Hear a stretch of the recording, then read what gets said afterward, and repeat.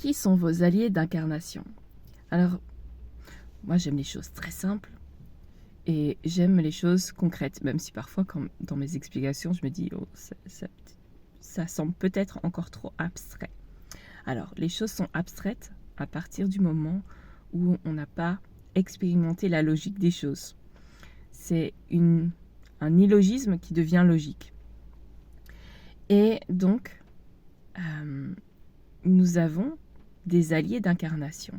En fonction de la grille de lecture selon laquelle on va analyser une situation, eh bien, on va pouvoir lui donner d'autres concepts. Mais là, ici, j'ai envie de parler d'alliés d'incarnation pour poser un autre regard sur les membres de notre famille.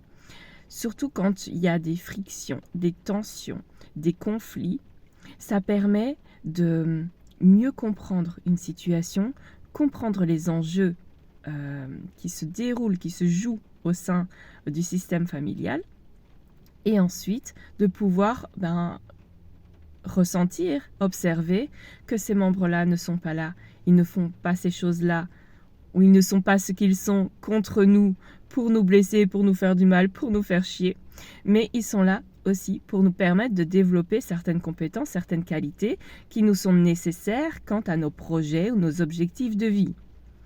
Donc, je vous partagerai un exercice pour pouvoir mettre en évidence les qualités, pour ne pas dire défauts, de ces personnes-là qui vous énervent, qui vous agacent, qui vous exaspèrent, afin de pouvoir sonder en vous si ces qualités-là ne sont pas nécessaires à vos objectifs de vie. Parce qu'on est là pour s'entraider. Et donc, nos alliés d'incarnation, moi je vois deux sortes d'alliés. Des alliés soutenants, donc ça c'est les personnes avec qui ça résonne, les personnes qui sont là, qui nous montrent l'affection, vraiment des qualités nobles, qui nous soutiennent, qui sont vraiment nos réconforts, qui sont nos ressources vitales. Donc là, on va dire que c'est plus apaisant. Voilà, on se sent en sécurité. Maintenant, il y a les autres alliés. Bon, j'ai pas vraiment trouvé de nom spécifique. On va dire, dans un premier temps, sauf si vous avez une idée, partagez-la moi en commentaire. Je serais ravie d'avoir vos idées et peut-être de pouvoir diffuser votre concept. Les alliés qui sont nos catalyseurs d'évolution, je vais les appeler donc les alliés contraignants. C'est ceux qui nous contraignent en fait à aller puiser intérieurement des ressources, des capacités qu'on n'aurait pas été chercher, qu'on n'aurait pas mobilisées si nos situations étaient stables, tranquilles, sereines. Voilà, où quand on se sent bien, on ne va pas puiser profondément en soi. On ne va pas chercher ce dont on a besoin pour passer à l'action, pour mobiliser des ressources pour nos projets. Donc nos alliés contraignants nous forcent à évoluer, nous forcent à nous améliorer, à grandir, à maturer. Et pourtant, on les voit d'un œil négatif, comme des ennemis à combattre, des adversaires face à qui il faut se positionner.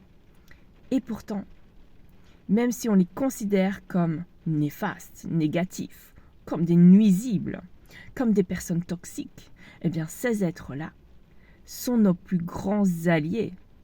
Parce que si on considère qu'ils sont là pour nous faire évoluer, pour nous permettre de guérir certaines plaies, eh bien, ce sont nos plus grandes ressources d'évolution, nos plus grands leviers d'évolution.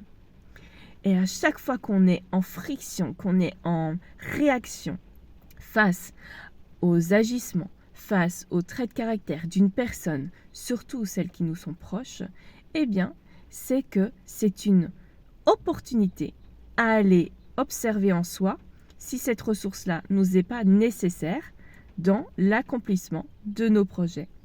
Voilà, je vous laisse avec cette réflexion-là pour voir ce qu'elle provoque en vous, si ça fait écho, si vous avez déjà observé cela et si voilà, vous avez envie d'aller voir chez vos proches s'il n'y a pas un trait de caractère qu'ils ont et qui vous agace, qui vous est nécessaire dans la réalisation de vos projets, ou dans l'incarnation de vos idéaux, dans l'incarnation de certaines valeurs vers lesquelles vous voulez vous diriger, lesquelles vous avez envie d'inviter un peu plus dans votre vie. Voilà. Donc, je vous laisse avec ça. Et dites-moi en commentaire, alors, si vous avez un autre nom pour ces alliés contraignants. Parce que le terme ne me plaît pas du tout. Alliés soutenants, oui, parce qu'on comprend directement. Alliés contraignants, bah voilà. Donc, peut-être qu'il y a un terme un peu plus spécifique. Donc, à vos suggestions.